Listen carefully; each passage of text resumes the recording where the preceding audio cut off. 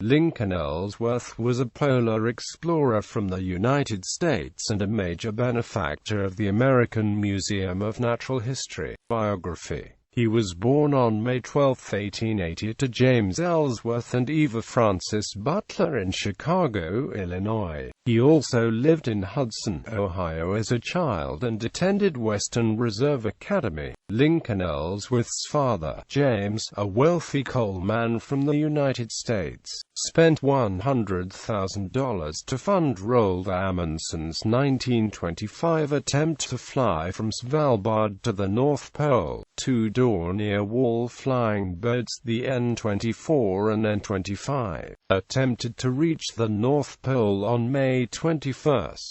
When one airplane lost power, both made forced landings and, as a result, became separated. It took 3 days for the crews to regroup and 7 takeoff attempts before they were able to return N-25 to the air 28 days later. In early March 1926, under the headline, "Across the Pole by Dirigible," the New York Times announced the Amundsen-Ellsworth expedition. A long article in the same edition was headed, "Must Attack on Polar Region to Begin Soon." Ellsworth accompanied Amundsen on his second effort to fly over the pole in the airship Norge, designed and piloted by the Italian engineer Umberto Nobile, in a flight from Svalbard to Alaska. On May 12, the geographic North Pole was sighted. Ellsworth made 4 expeditions to Antarctica between 1933 and 1939, using as his aircraft transport and base a former Norwegian herring boat that he named Wyatt Earp after his hero. On November 23, 1935, Ellsworth discovered the Ellsworth Mountains of Antarctica when he made a trans-Antarctic flight from Dundee Island to the Ross Ice Shelf. He gave the descriptive name Sentinel Range, which was later named from the northern half of the Ellsworth Mountains. During the flight, his aircraft ran out of fuel, forcing a landing near the Little America camp established by Richard Byrd.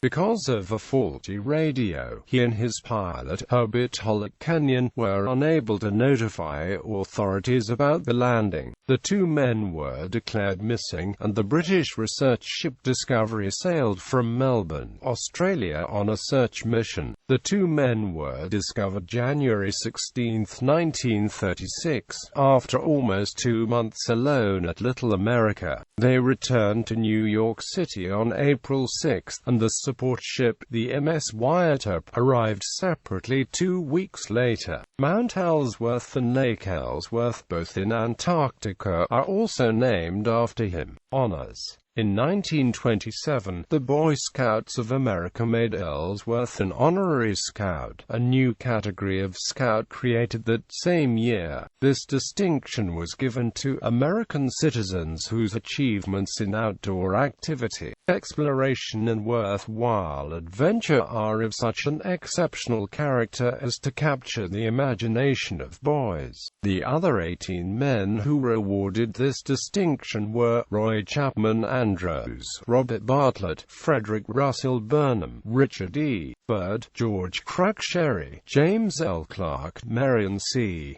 Cooper, Louis Agassiz Fuertes, George Bird Grinnell, Charles A. Lindbergh, Donald Baxter McMillan, Clifford H. Pope, George Palmer Putnam, Kermit Roosevelt, Carl Rungius, Stuart Edward White, Orville Wright. The Boy Scouts Book of True Adventure, 14 Honorary Scouts, includes an essay, The First Crossing of the Polar Sea, by Lincoln Ellsworth. The United States Postal Service once produced a stamp with his picture. To this day, the high school teams in Hudson, Ohio, are named the Explorers, after Ellsworth. In 1928, Ellsworth was awarded a Congressional Gold Medal that honored both his 1925 and 1926 polar flights. 8 years later, in 1936, he was awarded a second medal for his claims on behalf of the United States of approximately 350,000 square miles in Antarctica, and for his 2,500-mile aerial survey of the heart of Antarctica. He thus became one of only 4 people to be awarded 2 congressional gold medals.